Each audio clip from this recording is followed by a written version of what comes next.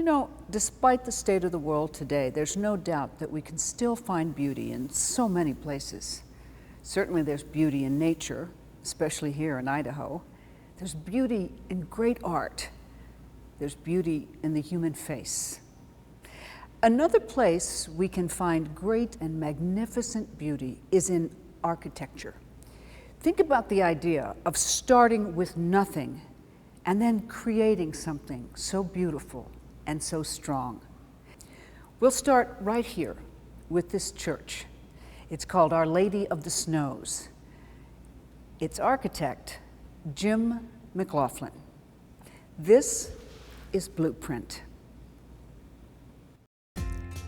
Here in Sun Valley, Idaho, when you hear the name Jim McLaughlin, people sit up and take notice. He is simply put one of the best at what he does. Some of the most exquisite homes in Idaho have his indelible mark on them. But not just homes. All over the world, his beautiful structures, resorts, office buildings, retreats, and hideaways stand out as timeless and unforgettable. There is a signature to Jim McLaughlin's work that is undeniable.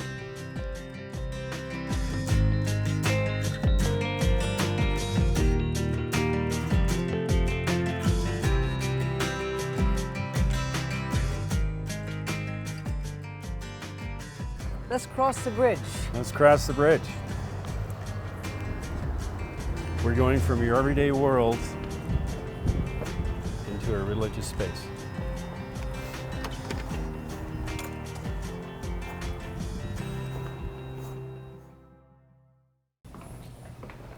It feels so good to walk in.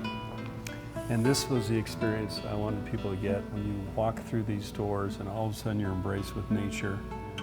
And because I'm such a color person, you know what's always amazing to me is how many colors of green there are in the world, particularly Idaho. Right. There just must be 60 colors of green just there. Well, and the other part that you notice now is that we have this whole lower outside area for weddings and outdoor functions. It's very private, very lush with all the plantings, and completely invisible from the street. Wonderful, wonderful. Now that I'm close to this lighting, it's magical. Well, that was the intent. We wanted to draw your attention to the altar.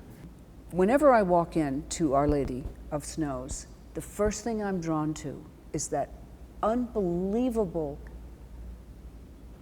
blast of light. It's very, I don't mean to go overboard, but it's very heavenly. What is that? Well, that was one of the objectives. We were trying to create or accent the altar, and we were trying to do it in a very unusual way. In some of my trips, I'd noticed various light fixtures, but none of them, and most were very traditional, and none were directly over the altar, but it sparked an idea, and so I started doing some research, talked to some friends, and a friend of mine recommended that I consider Sharon Marsden of London, who has done a number of fixtures. Now, most of hers were in public buildings, hotels. They weren't religious buildings. And so when I got a hold of her and we started talking about the idea, and I mentioned that our church was called Our Lady of Snows, and that I wanted this very abstract but ethereal type fixture that would accentuate the altar, and being here, we collaborated and went back and forth over the internet, and finally she came up with this design, fiber optic with the hand-blown glass. So as we sit here, Jim, in Our Lady of the Snows, do you look around and say to yourself, I'm complete with this. This is exactly what I wanted? Or are you like, you know, sometimes an actor will go see their movie and they'll be sitting in the audience and they'll go, oh, I would have done that scene differently. Is it everything you wanted? It's pretty close to everything I wanted. But not quite.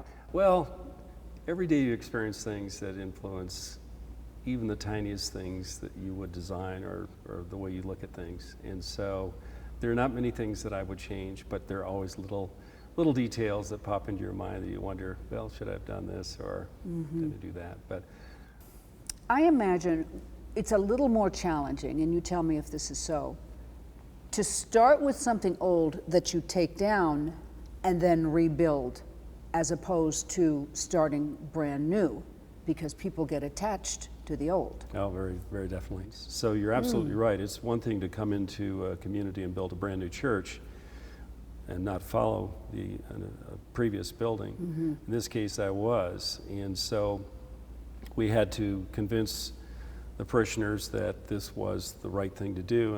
And there were a lot of reasons that they were considering a new church.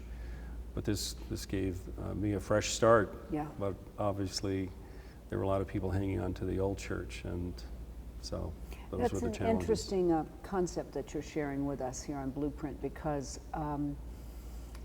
I would think it's challenging enough to be an architect, but you do have to be a bit of a therapist is probably not the word I'm looking for. That's for homes. Yeah. You're a therapist when you do homes. Are you a therapist when you do homes? Right.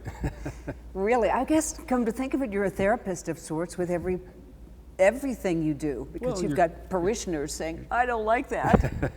And in homes? Well, they're very personal, and your church is very personal. And so you're trying to convey an idea, and you're trying to embrace their wishes and take all of those ideas and make it into a building. So, You know, when people talk about you and, you know, McLaughlin and Associates, words like timeless come to mind. They always talk about how timeless your work is, and people talk about how meticulous you and your associates are, and they talk about how connected you are to your clients. So whether it's building a home or one of those giant, beautiful resorts that you've built, how do you begin? What's the first thing you guys do? Somebody says, yes, here's this dotted line, it's you. How do you start? well, the first thing we always do is sit down and make a list of what they're trying to accomplish. You know, I spend a lot of time with people trying to understand what they're thinking about.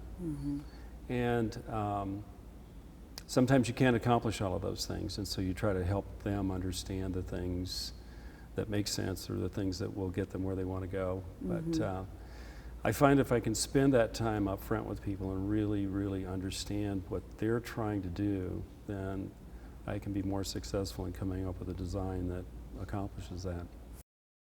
How on earth did you create holiness through architecture? Because you did. Well, that's the ultimate compliment. That was my goal. Was when you walked in here, you got it. You were in a very special space, and so. It really moves you. It does. It moves you that I've said that. Shall we take a little walk and you can show me some details? Sure. Thanks. Let's go. Well, what were your liturgical restrictions on the font? The liturgical needs. Well, we needed a baptismal font, and the liturgical consultant requires that you pass by the baptismal font when you enter the church as a reminder of your baptism. So the floor is that same natural feeling color. Right. We had a local artisan stain this floor, and we wanted this color range to go with the woods that we have in the church, and also to make a very warm feeling. We didn't want it to feel like a concrete floor. We wanted it to be a warm color. So, one of the items that we discussed at length was the color of these hand-blown glass elements that are part of the design. She had initially suggested white, and I wanted it to be more subtle, and so we finally settled on the clear glass hand-blown fixtures. You want to know what my interpretation What's your is? interpretation? I see 1,000 angels There you go. very clearly. I think there are about 2,000 fibers in this, so maybe you're just 1,000 short. Well, maybe there's some little, well, how tall is it? I can't see it at the top. I How think big it's is it? about 18 feet tall. Definitely So. 2,000 angels. I love that the stained glass is made locally. Well, these windows were in the original church, and so one of the things that we intended to do, and this is where they ended up, was to incorporate them in the new church. They were designed by Ralph Harris, a local artist, and they were built by Herman Lurk, who is a local glass artist. And then, as a final touch, Jim actually signed his name on the wall because, true to form, in this church, even the walls were something extraordinary. Aha! Right there in suede, we have the signature of the architect.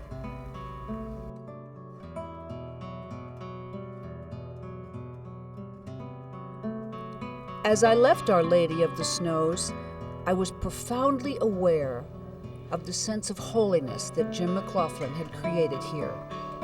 No matter if it's one single person in quiet prayer or a huge and joyous event in a celebration of love and promise.